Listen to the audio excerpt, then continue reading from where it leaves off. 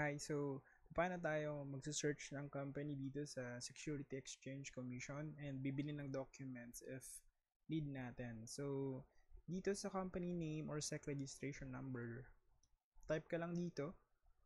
Kunyari, Kaiser International. Tapos search.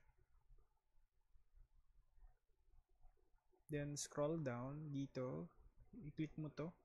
I agree and understand. Then from here, mag-enable to.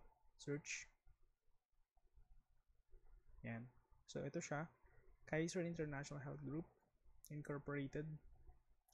So, from here, pili ka kung ano yung kailangan na information, no? So, may other documents din. Yan.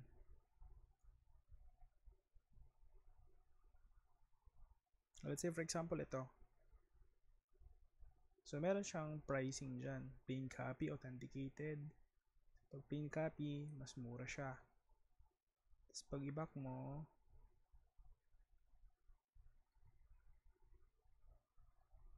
dapat pala isort natin. I mean, yung document rather.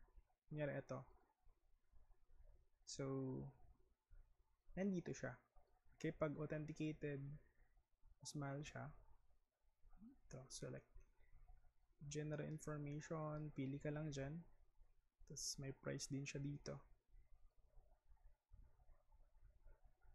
FS naman, so pag FS is around 331 something, plain 16.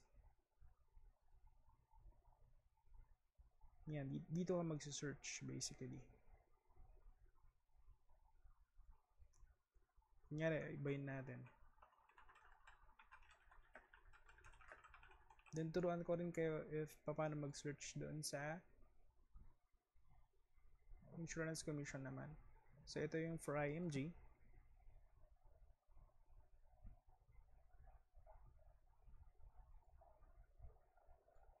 So ganun din. May specific cost, kumbaga. Pag authenticated, mas mahal siya. Pag plain, mas mura. So yun lang naman yung difference for that case. For the Insurance Commission website naman, ito insurance.gov.ph. So for this case, punta ka dito, data, regulated entities. So kung HMO, like Kaiser, Health Maintenance Organization yung hanapin mo dito. Dito siya, number 16. Pwede mo naman ding i-download to if ever. Tapos naman, pag yung mga brokerage, ganun.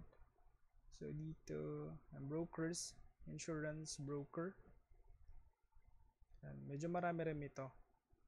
So, I think for IMG, mga 40 plus ata yun. So, ito, 36 rather. Yan. So, lahat ng mga company nandito, based doon sa company profile nila. Okay? Dito lang kayo mag-search if ever. Tapos, yung mga financial statement, nandito rin siya basically. Ayan, dito statistics. Nyari, HMO.